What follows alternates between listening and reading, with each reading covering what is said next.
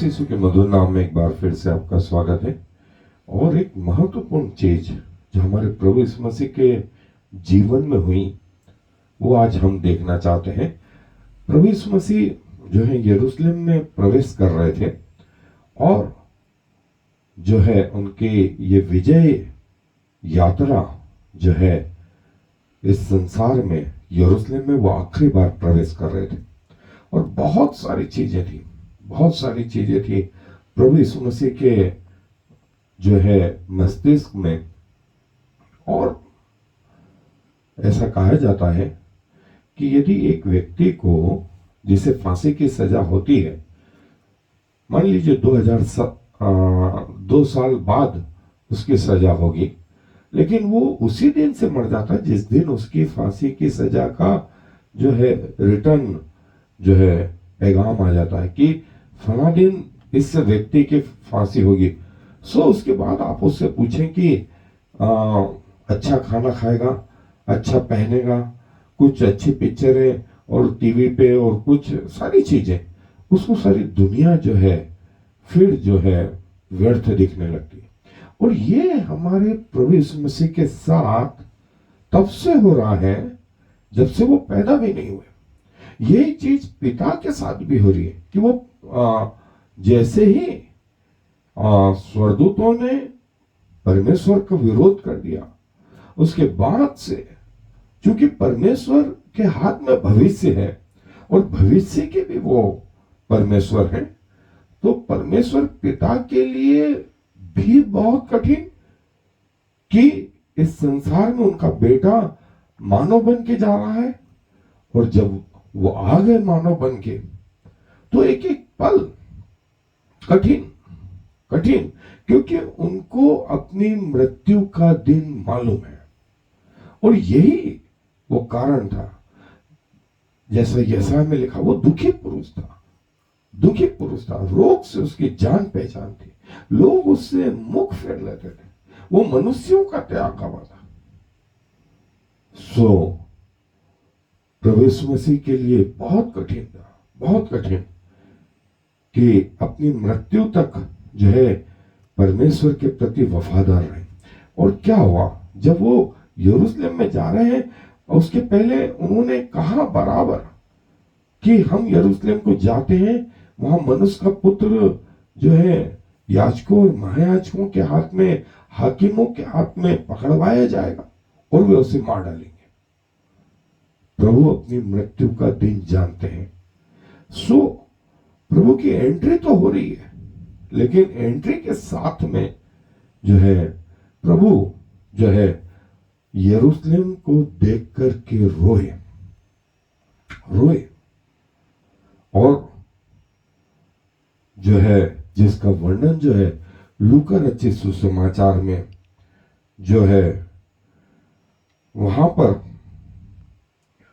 उसके 19वें अध्याय और 41 पद में वो आयत आई है जो मैं आपके लिए पढ़ना चाहता हूं। जब वह निकट आया तो नगर को देखकर उस पर रोया और कहा, क्या ही भला होता कि तू ही इसी दिन में कुशल की बातें जानता, परंतु अब वे तेरी आंखों से छिप गई हैं। क्योंकि वे दिन तुझ पर आएंगे कि तेरे बैरी मोर्चा बांध कर तुझे घेर लेंगे और चारों ओर से तुझे दबाएंगे और तुझे तेरे बालकों को जो तुझ में मिट्टी में मिलाएंगे और तुझ में पत्थर पर पत्थर भी न छोड़ेंगे, क्योंकि तूने यह अवसर जब तुझ पर कृपा दृष्टि की गई न पहचाना। और दूसरी जगह जो है जब प्रभु लाजर की कब्र पे आए तो वहां आया है कि जब दूसरे लोगों को उन्होंने रोते देखा तो वो अपने मन में व्यथित हुए। और लिखा है प्रभु यीशु मसीह के आंसू बहने लगे। यूहन्ना रचित सुसमाचार उसका 11वां अध्याय और उसके 33वीं आयत में लिखा है, यूहन्ना रचित सुसमाचार उसका 11वां अध्याय पद 33 में, जब यीशु ने उसको और उन यहूदियों को जो उसके साथ आए थे रोते हुए देखा तो आत्मा में बहुत ही उदास हुआ और घबरा कर कहा, तुमने उसे कहाँ रखा है? उन्होंने उससे कहा, हे प्रभु चलकर देख ले। यीशु के आंसू बहने लगे। प्रभु जो है हम जैसा दुखी पुरुष था। हमारे दुखों में कई लोगों को लगता है कि जब हम पर दुख आते हैं तो क्या वो हंसता है? नहीं, प्रभु हमारे दुखों में सहभागी होता है। हमारे दुखों को जानते हैं कि क्या होता है दुख। किसी की मृत्यु का दुख, किसी के रोगी होने का दुख, किसी का अन्य चीजों का दुख। प्रभु इन दुखों में हमारे साथ है। सो जब भी हमारे जीवन में आए, प्रभु को याद करें, क्योंकि प्रभु हमारे साथ रोने के लिए तैयार है। वो हमारे दुखों में हमारा सहभागी है।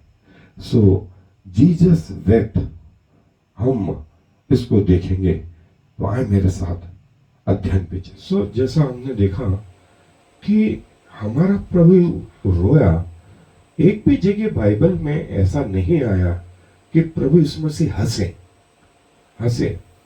और यदि उनकी उम्र 33.5 साल इस पृथ्वी पर रही तो हर सेकंड उन्होंने मर मर के जिया है।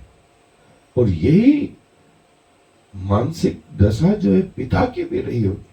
पिता को मालूम है कि मेरा बेटा मरने जा रहा है, और बेटे को मालूम है कि फला दिन, फला समय, फलाना जो है वर्ष मेरा आखिरी दिन होगा। सो कहीं पर भी ऐसा नहीं आया कि प्रभु यीशु मसीह हंसे, लेकिन ये जरूर आया कि प्रभु यीशु मसीह रोए।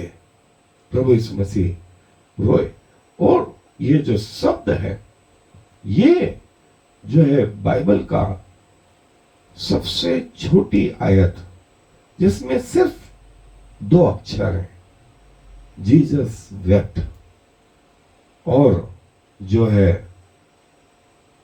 प्रभु बहुत सारी चीजों के लिए, जैसा मैंने कहा कि यदि आज हम दुखी होते तो प्रभु हंसते नहीं है, वरन हमारे दुखों में सहभागी होते हैं। और जो है लाजर की कब्र पर प्रभु के आंसू बहने लगे। और प्रभु हमारे जैसे सुख दुख भोगे प्रभु रहे। और जो है न सिर्फ लाजर की कब्र पर, लेकिन जब यरूशलेम में आए तो यरूशलेम में भी जो है यरूशलेम को देख करके, अपनी मृत्यु को स्मरण करके, और वो सारी चीजें स्मरण करके कि ऐसा क्या करना बाकी रह गया जो मैंने नहीं किया।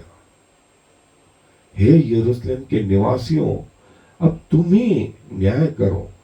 जब मैंने दाख की आशा करी तो मुझे कटीले पेड़ मिले।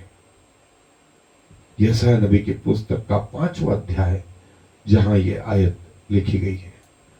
और प्रभु हमारे लिए जो है सब कुछ सहने को तैयार हो गया। सब कुछ सहने को तैयार हो गया।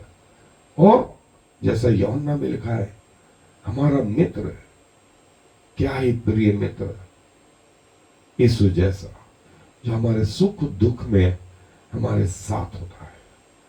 और प्रभु, जैसा मैंने कहा कि हमारे दुखों में सहभागी है, चाहे किसी भी प्रकार का दुख क्यों ना हो। और वो जो है पहली बार जो है लाजर की कब्र पर, और दूसरी बार जो है उस यरूशलेम में प्रवेश करते समय रोए। उनको अपनी मृत्यु का समय भी मालूम था। मन में इतनी व्यथा हो रही थी कि अब सब कुछ पीछे छूटता जा रहा है। मेरे पास ज्यादा समय नहीं है, ज्यादा दिन नहीं है। जो कुछ मैक्सिमम कर सकता हूं वो कर रहा उन्होंने। और यरूशलेम को देख करके वे रोने लगे। दोस्तों, क्या आज इस वर्ष में कई लोगों को खोया है, अपने प्रियों को खोया है, कईयों ने अपने जॉब खोए हैं, कईयों ने तकलीफें उठाई हैं, लेकिन आप प्रभु के पास आ सकते हैं। वो आपकी सुनने को तैयार है और प्रभु आपसे कहता है, हे मेरे बेटे, हे मेरी बेटी, आ मेरे पास, मैं तेरे दुखों को दूर करूंगा। प्रभु जी धन्यवाद देते हैं कि आप हमारे ऐसे परमेश्वर हैं जो हमारे दुखों में शामिल होते हैं और प्रभु हमको जो है धाड़स प्रदान करते हैं। और प्रभु आपको मालूम है, आपके नॉलेज के बगैर हमारे जीवन में कुछ भी नहीं घटित होता, लेकिन आप ऐसा इसलिए होने देते हैं कि हम जो है संभलना सीखें। आप हमें खड़ा होने के लिए गिरने देते हैं। सो प्रभु आपकी इस महान योजना के लिए हम आपका हृदय से धन्यवाद करते हैं। और प्रभु आप यरूशलेम को देख के रोए, आप लाजर की कब्र पर रोए, आप अपने जीवन को जो है, जब आपको मालूम था कि इस दिन इस समय जो है आपका इस पृथ्वी पे अंतिम दिन होगा, सो प्रभु हमें मालूम है कि आपकी मानसिकता कितनी जो है कठिन होगी, क्योंकि आप अपने मृत्यु के दिन को जानते हैं। एक एक दिन, एक एक पल प्रभु आपने जो कष्ट सहे हैं, हम उसके लिए धन्यवाद देते हैं। पिताजी आपको धन्यवाद देते हैं कि आप पृथ्वी के आरंभ से पहले इन बातों को होता हुआ देख रहे थे। फिर से हमारे साथ होने के लिए आपका धन्यवाद देते हुए इस विनती को प्रभु यीशु मसीह के नाम से मांग लेते हैं, आमीन। और फिर शमा इस्राएल यावे एलोहेनु यावे echad. Hear, O Israel, the Lord is our God, the Lord alone.